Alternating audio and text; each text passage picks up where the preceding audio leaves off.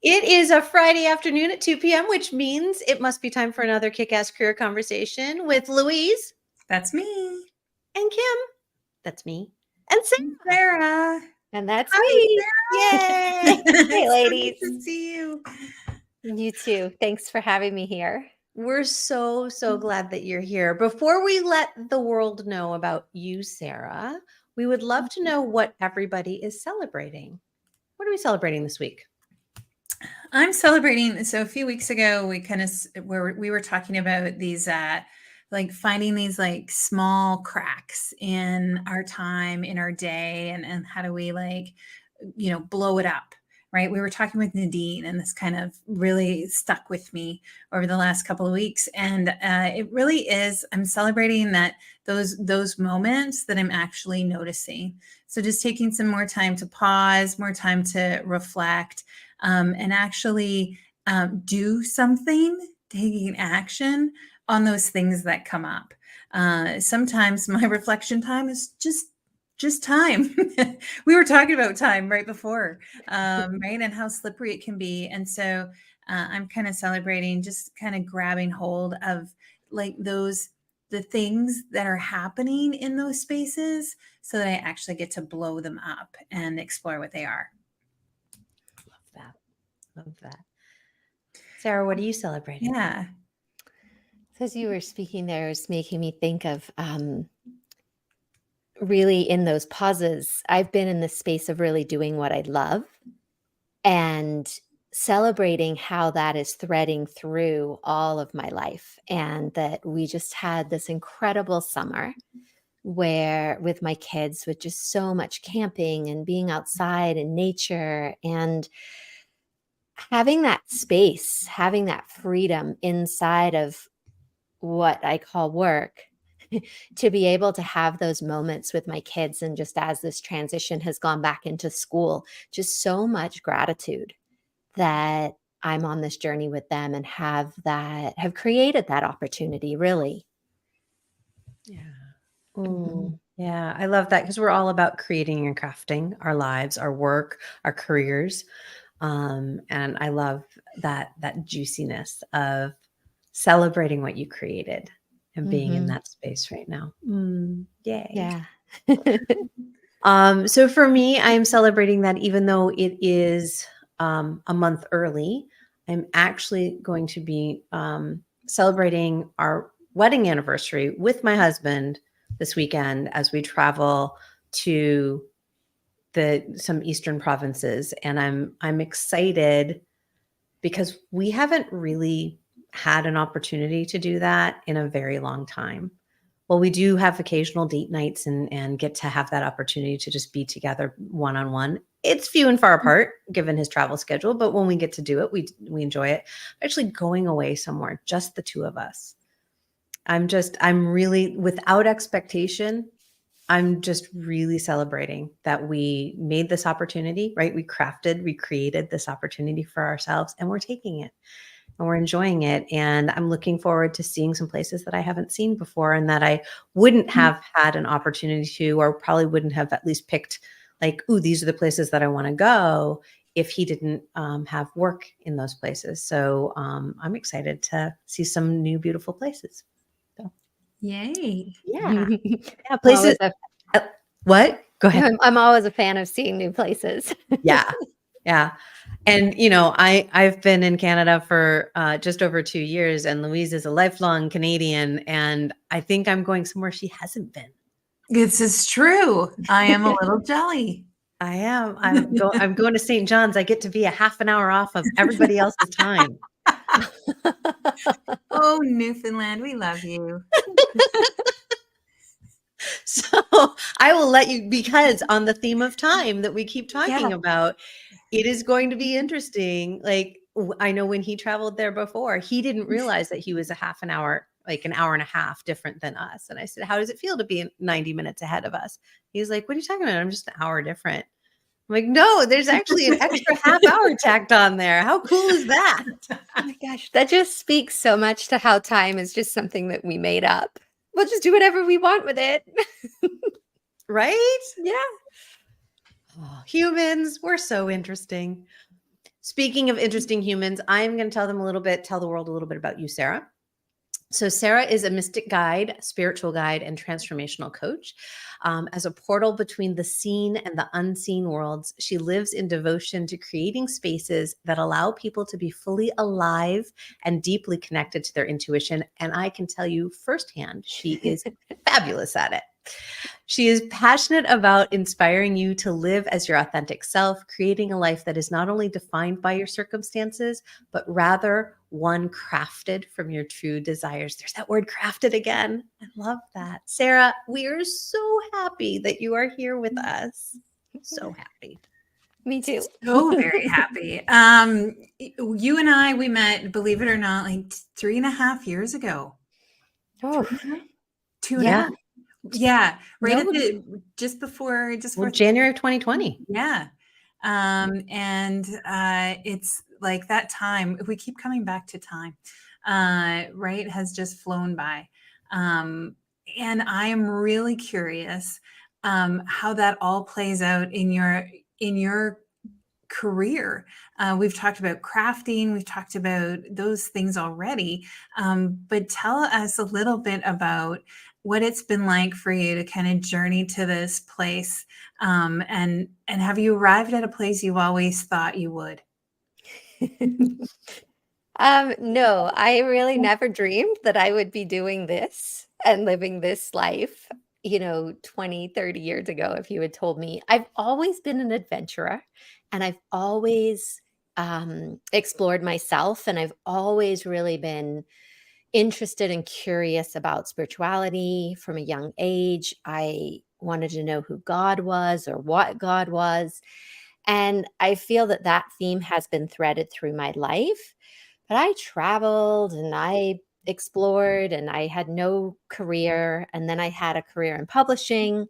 And then I came around to having my kids later in life in my early 40s. And that really shifted a lot of things for me in the sense of doing what I wanted to do rather than what I thought I had to do. And that was a very pivotal awakening, I suppose, is what happened. I also went through a really deep night of the soul, was depressed. Sort of everything fell apart and came unraveled in a really hard way, but also in a really beautiful way, because then as I was able to put the pieces back together, I really crafted what I wanted, what my heart wanted, what my soul had always been looking for. It just needed to go on this big wild journey in order to come to that understanding. And what I see now as well is to have the life experience that allows me to support others. And so as I've walked this path over the last 10 years of really being committed to helping others, understanding our spiritual journey, understanding what it means to deepen and develop intuition and to live from that place. It's an ongoing journey. Sometimes I feel like, okay, I'm going to get there. And then I have to laugh and be like, haha, there's no there. There's just a deepening, there's an expanding, there's a way of working with things more efficiently, effectively. Like I was saying before, really committing to only doing what I love. And I started that about 18 months ago. And that was life changing. And sometimes I waver off it and then I catch myself caught back in the sort of illusion and story, right? That we all exist inside of it's what we're doing, not who we're being. And then I remember and I come back and then I choose what I love and things unfold. Things make more sense. Things happen. The magic is allowed to come back in again. So, no, I had no idea that, 20 years ago when I was still drinking and like, living in foreign countries, I had no idea that this would be my life. And I'm so grateful that it is, all of it. Yeah. And I think, we always start with celebrations, right? And looking back before we can, and reflecting before we can move forward a little bit and see what's there, what that next opportunity is. And I think career journeys are no different. Like when we come to like a little bit of a crossroads or as crisis, a lot of us come to a mid career crisis where it's where we do feel like we're at a crossroads. It is kind of taking time to look back and reflect on not just am I where I thought I would be, but or should be, because we should on ourselves, but more like what is the collection of experiences that I have to set myself up for what's next or what's possible. Like it's not a destination, right? We are all especially with our careers, I think we all are in this work in progress, right? And what are we collecting as we go versus what turn do I need to make next? I just got a visual of collecting the seashells, right? You're going along the shore and collecting sea glass and seashells and little rocks. And right, you have your little bucket and you're just filling it up as you go. And we so often don't take the opportunity to think of it at the seashore. We think of it as the dumpster that everything's being thrown in and maybe it's on fire, because we get to that place of crisis before we slow down to get to this place of, what we're talking about today, this discovering your purpose or rediscovering your purpose. It feels like we often have to get to that place of the dumpster fire before we think to look and see what's inside of it, versus we're actually on this path, on this beach the whole time, just picking up these little beautiful things, these little beautiful nuggets that are part of us. Yeah. And I feel in my experience as I was gathering, and it's so interesting you use that metaphor because I was just cleaning out my car today and it's full of rocks and shells that we've collected over the summer. Mhm. So fitting. And it's there was something inside me all along. I felt it in my heart. It was a voice. It's always felt like it's pulled me forward, sometimes with my consent, sometimes knowing where I'm going, but a lot of time not understanding what is this pull? Why am I so curious about these things? And I was always looking, even though I had a career and I was in that career for 11 years, and I imagined myself there for a very long time. I did not really see myself leaving. And a lot of that revolved around the financial security that it provided. Mhm. And yet inside, there was this part of me that was searching and longing for something more. And I didn't know what that more was.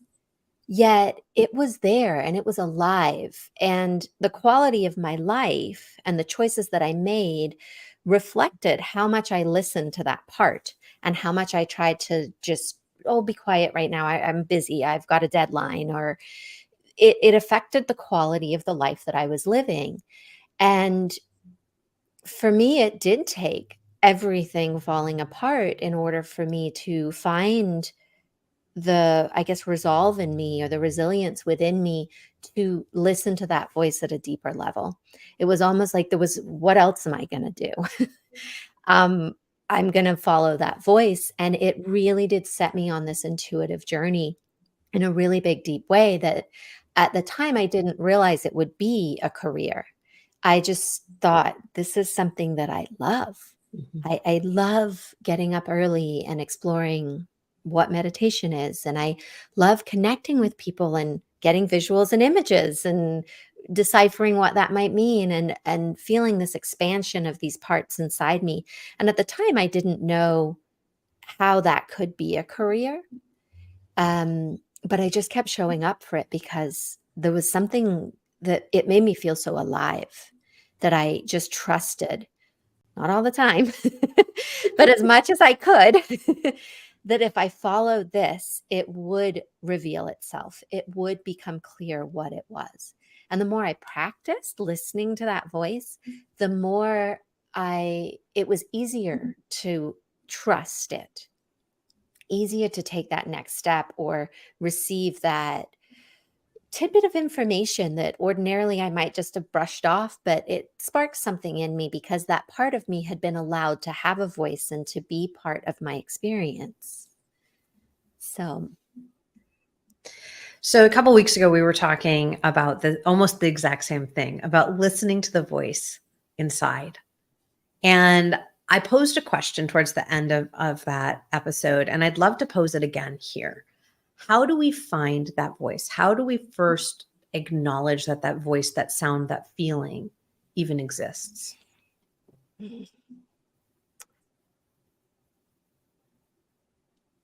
a big part of my journey for me was trusting myself.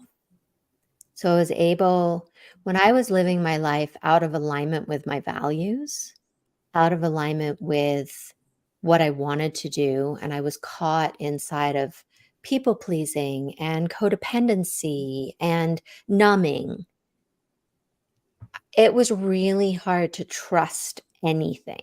Trust other people, trust the circumstances of my life, trust this voice that was emerging within me. There was not really any level of trust within my life. And that stems from my upbringing. I know not all of us are in that place. Yet there is, I think, within us all the capacity to trust ourselves more. And that when we get a hit, a gut feeling, a sensation, a spark, something that disrupts our reality is really what it's doing, right? This is the illusion, the reality we've created, and then something disrupts it that isn't quite with the status quo that we're used to. And it's recognizing it and acknowledging it and then beginning to trust it. But I also had to learn how to trust me, to trust that if I made a decision, I would stick with it, to trust if I made a commitment that I would stick with it, to trust that if I wanted to, say I have a value that's around family, then I need to live up to that value. I can't put that last on my list. If I have a value of connection, that has to be in the forefront of my life.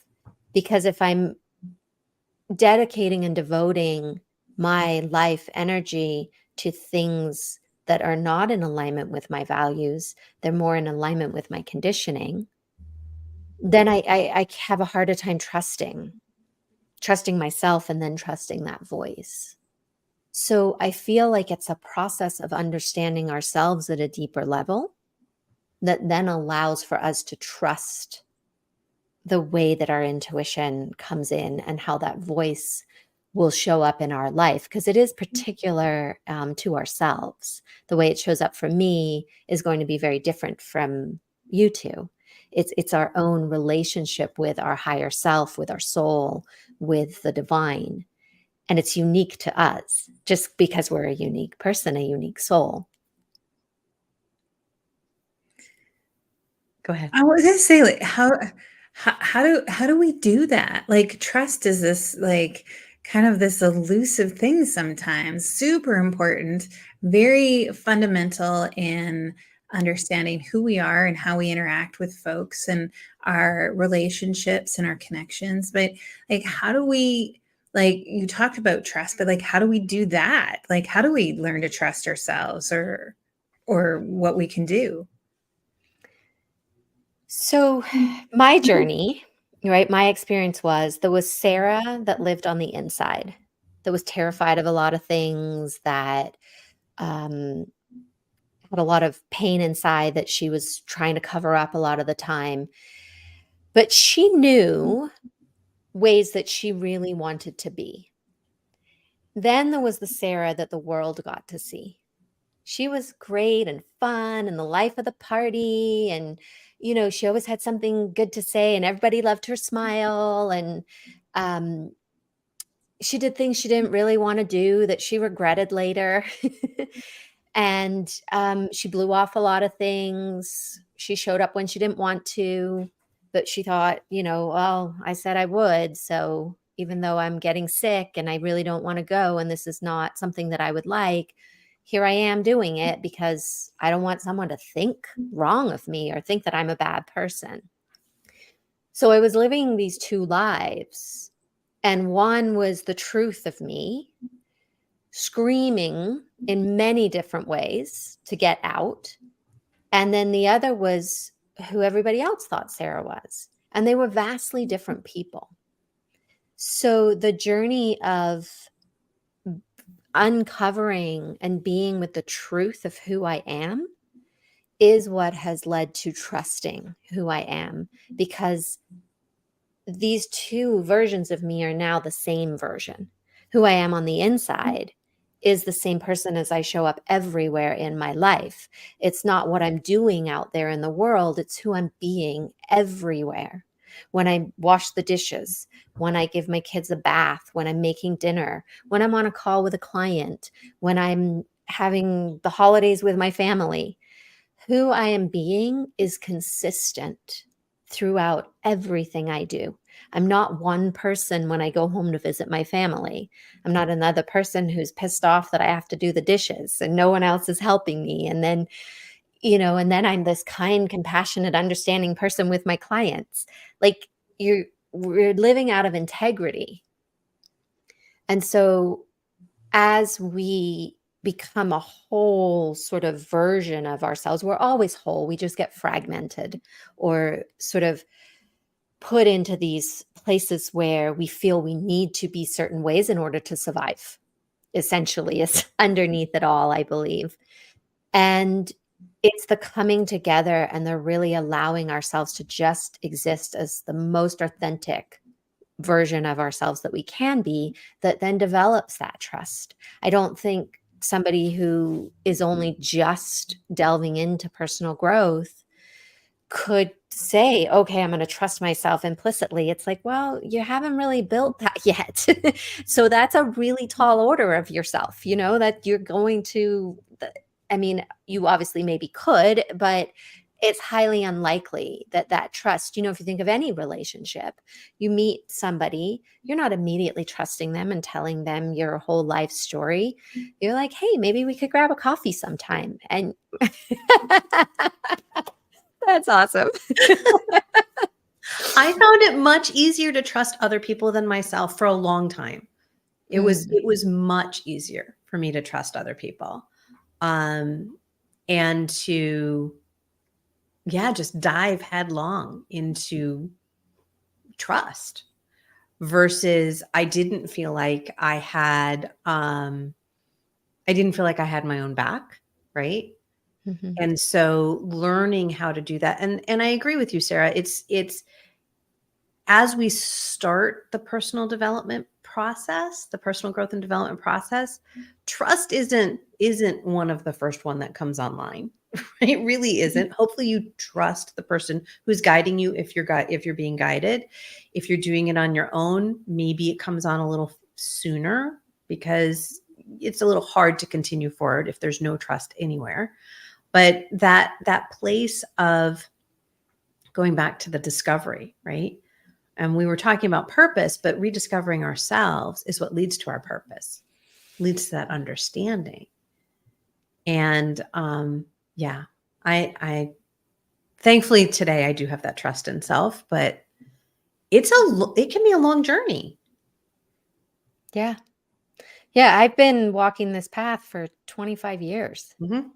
It's not something that happened overnight by any means. But it's worth it. Oh my gosh, like I would not go back to where I was, like never. It's like, I mean, and in that thread, like I would do it again to be where I am today. Like it was worth it. But gosh, it's so much better on this side.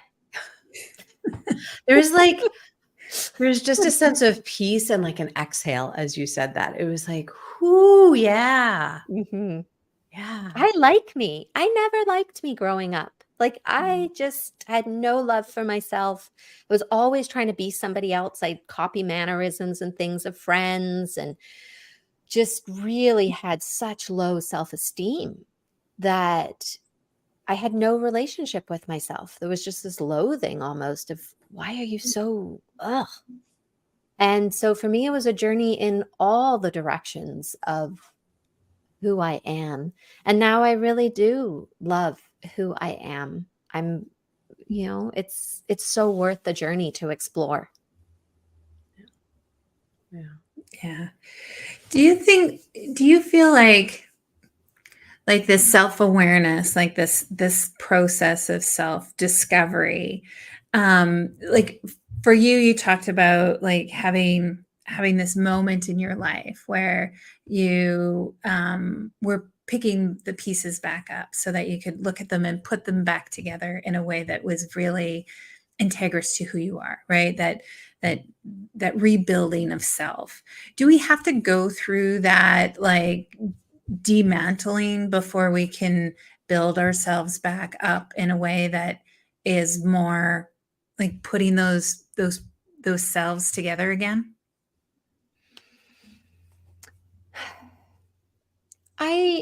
I feel that so the world that we live in is a world of duality.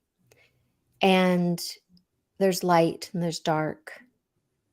And the capacity that we live inside of is, as much as we're willing to explore one side, we have the capacity to go to the same extent on the other side. So if I am willing to go into the depths of who I am, into the darkest moments, the darkest memories, and really learn to be with them there, I now possess the same capacity to go the other way, to feel the joy, to feel the love, to receive, because that's the polarity of our world. That being said, not everybody carries the same level of trauma as others. So for me, there was a lot of trauma to unpack, from my own life, from generationally handed down to me. There's also a lot on our planet at the moment that we don't understand when we start. We do understand, just not as a collective, but that there's a lot of energies that are also playing a part in what's possible for us. And as long as we turn away from those things, we don't have access to all the goodness of life, the joy of life, if we're not willing to look at these other processes of life that are there and are happening. So for someone like me, and there's people that have experienced way more than me, I would say that yes, if they want to live a life that's fully alive, then yes, you have to go in and dismantle it all. It doesn't have to be in the, sort of drop down, drag out way that maybe mine was. But I do believe that we have to go into that in order to really experience all of life. Otherwise, we're just going to kind of be going through the motions. And I'm not unhappy. Everything's fine. And we're just kind of walking through life, but there's not a lot of magic. There's not a lot of connectivity with what we can't see. Our intuition might not be as heightened. And we're just showing up for our life because, oh, well, the sun came up. I'm going to show up today. I think if we really want to live a sensational life, as I like to say, then we have to be willing to feel sensation to get there. And to me, that is looking at everything about ourselves, about our families, about why we do things, the triggers, the events that happened in our life. Most of us let our past define us. We're living inside of the stories that were handed down. And they're not even true about us anymore, but they were given to us and we put them on and zipped up our jacket and started walking into our life, not living as who we truly are, but as who people told us we were, or how the events of our life told us that we had to be. For me, I was damaged goods because my dad left when my mom was pregnant. And then my adopted dad, well, he was, bipolar and he left too.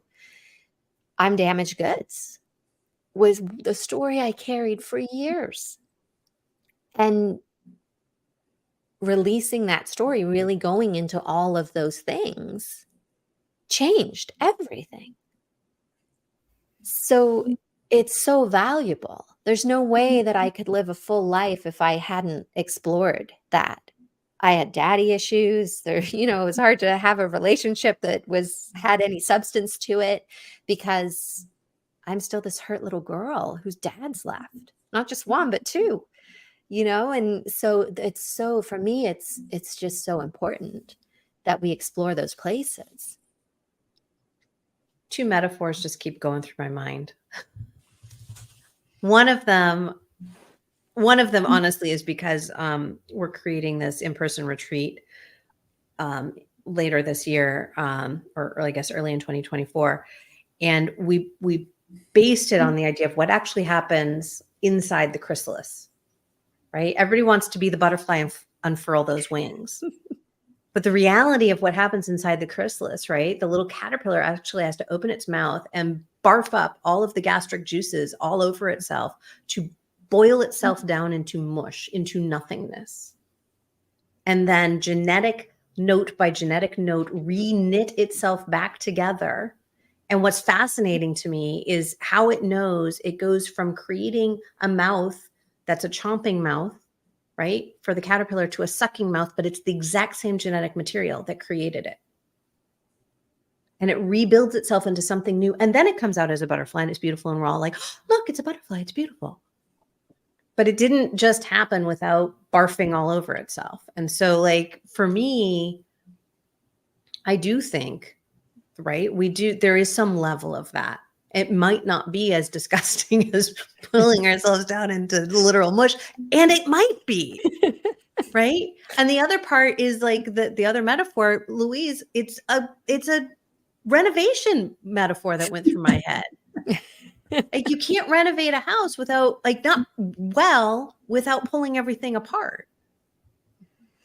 Well, right. We can put a coat of paint on something and it looks okay for a little while. But if we're not addressing, right, those deeper things that are really going on, that are really happening, we're not doing the work. We're not doing the work so that we can do the work that we're meant to do. Right. Yeah. Yeah. Yeah, it's the interesting, of course, Kim, because you're so intuitive with the caterpillar metaphor. Because I spent about 4 months in the goo at the end of last year. And that's what I called it. I'm like, I'm just in the goo because I cannot see the path forward. I got COVID. I was sick for 2 months. I had to shut everything down. And I just kept saying, I'm in the goo. I'm in the goo. And allowing that to be okay, like not striving to change it. And I did emerge, and it was incredible to come out of that goo. And what it makes me think of is this idea of ego death, which I've experienced as, rather than just one big giant ego death and then we're enlightened, I I have experienced my life as just a series of ego deaths. And who I was before, that part of my identity had to die in devotion to the person I was becoming. And so each time I started, it was so many that I started recognizing it. I'm like, oh, I'm in an ego death. It's happening again because Sarah's dying. A new Sarah's coming out. And making it fun, because it can be really, sometimes it can get hard in those places, especially when you're building a career. Because what I've experienced is that my work, my business is essentially an extension of who I am, who I'm being. It's separate, and yet I flow through it. I create it. I'm the magician of it. And in order for my business to progress, I have to progress. I have to keep being reborn and rebirthed with new ideas and new understandings and a deeper connection to myself and to spirit and to the unseen world, to my intuition. Those things require a certain level of death, because if life is just one half of what happens. Death is the other part of the cycle. And so often we get trapped in the trance of, oh, I just want the life part. But we're not going to look at the death part because I'm scared of that. Yet there is half of the magic lives in the death. And when we embrace that and we learn to partner with ourselves inside of those processes rather than be afraid of them or whatever, technique we have to try to hang on still and believe that life's all that's going to help us. Really learning to be in the full cycle of what's available for us does make magic happen. Mm. Yeah, it's that whole, I'm reminded often of I remember first doing our coaching, and that was my first real introduction into kind of like that deeper work and that whole polarity of, we have to go deep so that we can live bigger, right? We really do.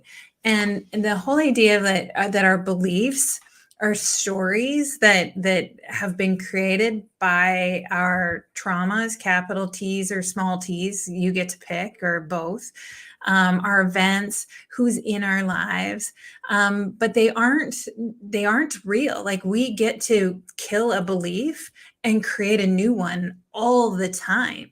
And I think so many of us walk around knowing that what we believe to be true as truth, which just isn't the case. And so I love this, like the idea of like this death is like actually being okay with letting a belief go, with letting a part of you go, so that you can create this new part, that you have the space and the capacity even to create new. We can't just keep taking on more and more and more. We need to be able to let something go. We need to transform, right? From what was to what is or what could be. And that's that whole process. But it just reminded me of like how strongly I held on to a belief, right? Because it's like, no, it's true. Like, no, like that is, and through that process, through coaching and through understanding, like, no, that's just a story you carry. It's not the same for everyone, right? It's not fact. It's actually fiction that's being created. And you get so much more control over finding your purpose, right? Through that process, right? And discovering what that is so that you can step into, right? Like being yourself in all of those places of your life. Well, we don't wear every piece of clothing we've ever owned all at the same time. Like I got this picture. I don't know if you remember the Friends episode where Joey wore every piece of Chandler's clothing and he like looked like a snowman. It was insane.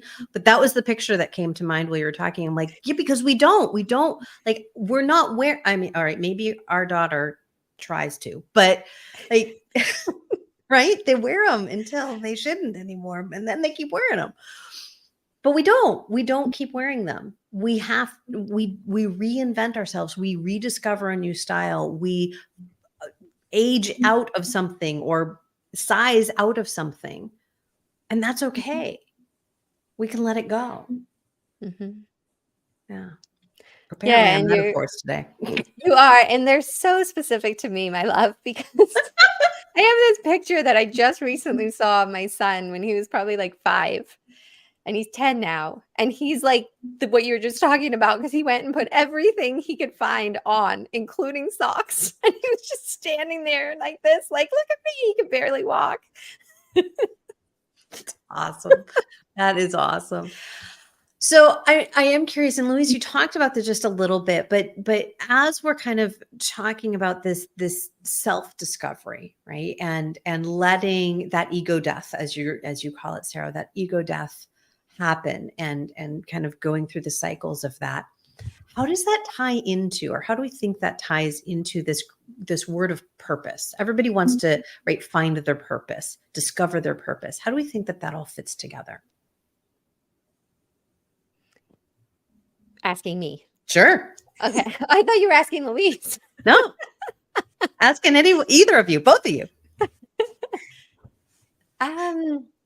Let's see. So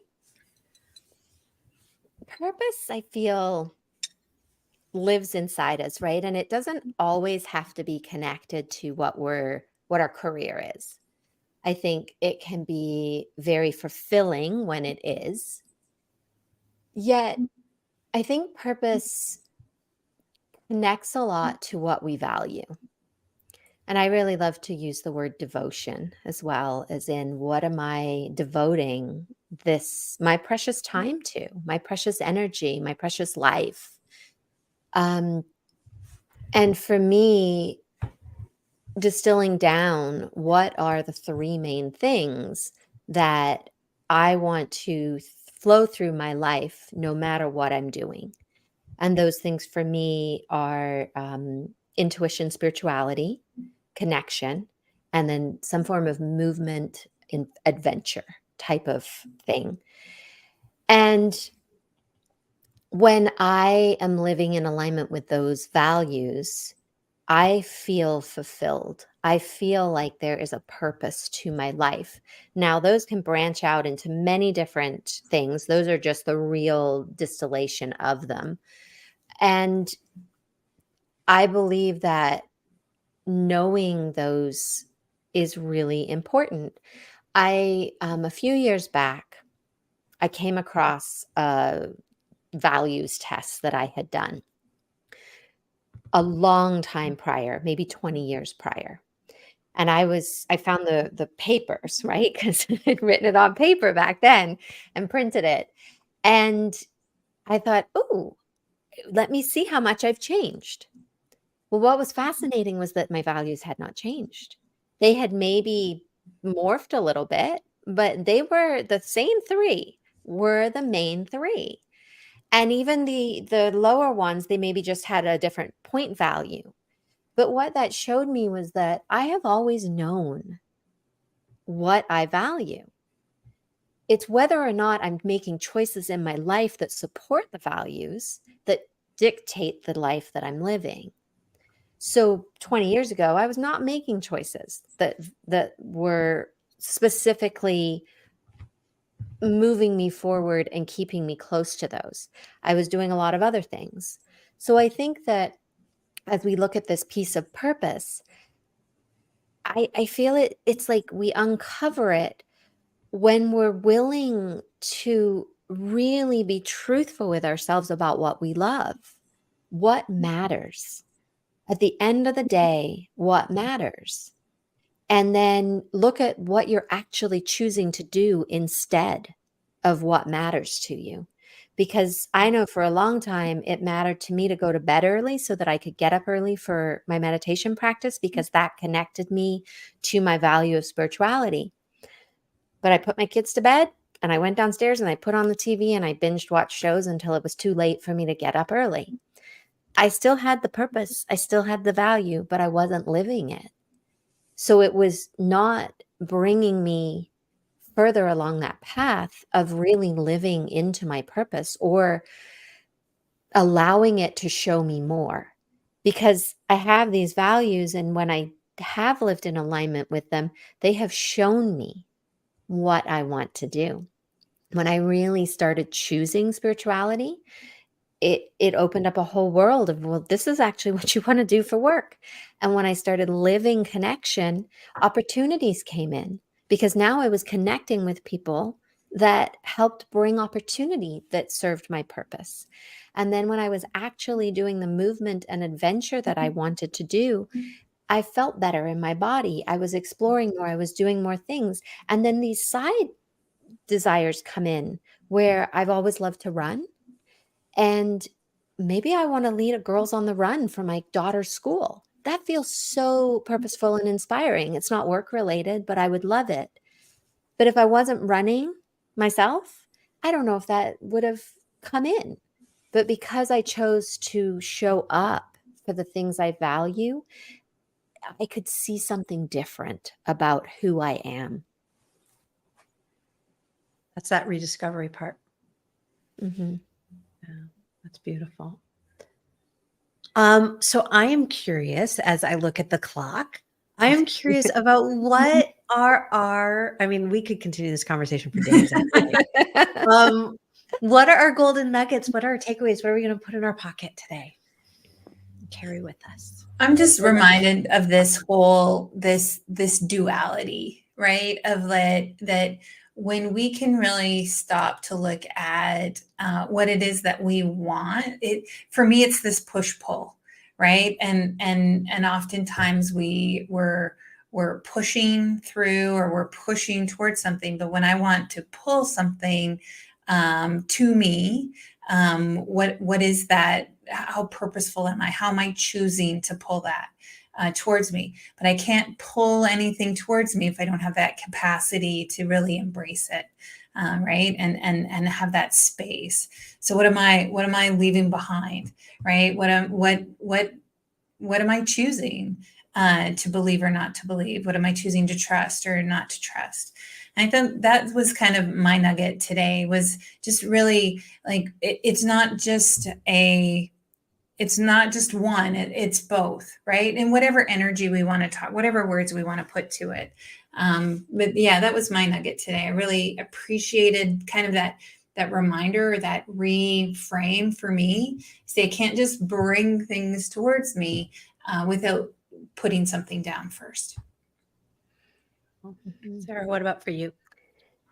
The word connection drops in, and it started with you speaking about going on this trip to connect with your husband and just how important that is and how much life that brings to us when we really do take that time, that precious time, to connect with the people that we love.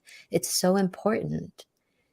And then, Louise, you brought the connection thread in when you talked about the pause, because it's in that pause that you connect to yourself, and how that is life-changing when we connect to ourselves as well, right? It's not just, for me, connection, that word that I have, it's connecting with others, and it's also that connection with self.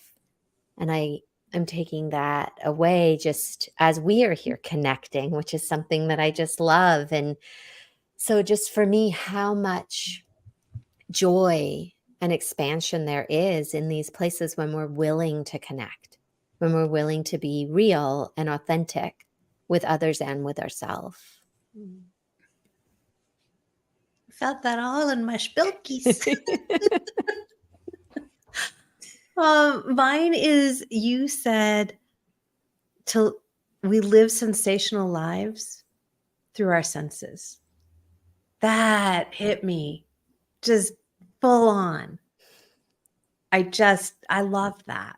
And that is, I am definitely taking that golden nugget away with me today. And it's something I know, it's something that I practice. And yet just the way that you shared it with us, the words that you used, just it felt so good and so juicy. And I appreciate that. So thank you. Thank you. Yeah. Sarah, where can people find you in the world? What do you have coming up that you would like people to know about? What's going on? In my world, you can find me at sarahnoble.com. I'm on social media at The Modern Day Intuitive. And I offer programs that help you on your spiritual path, help you find your purpose, live more fully alive, as I like to say, and just bring in a lot of what we've been talking about to help you grow, to help you navigate life and relationships and everything that's happening. I also have a free gift that's called Ignite Your Intuition, and I can give Kim a link for that. And you can also find that on my website. And I also have a quiz that helps you determine what is your primal intuitive power, which is what I call the main intuitive gift that we're all born with. So lots of goodness for you. I also do personal mentorship. So lots of things available. She's an amazing spiritual mentor, by the way. And if you didn't know that you needed one, I am here to tell you, get yourself a spiritual mentor. They're amazing. Louise, do you remember what we have coming up next week? I actually do this time, Moving Beyond Expectations with Malik. my favorite Spanish yoga teacher. I can't wait to have Malik on the show. It's going to be fantastic. So make sure you tune in next week. So Malik is, as Louise said, a fantastic Spanish yoga teacher, U.S. moved to Spain yoga teacher. She is also dismantling the diet culture. So we are going to be talking about all sorts of amazing things with Malik, I'm sure. Sarah, yummy. Thank you. Thank you. Thanks, Sarah. Such a treat to be here. Thank you. And thank you, everybody, for tuning in and checking out the podcast. We will see you again next week. Take care.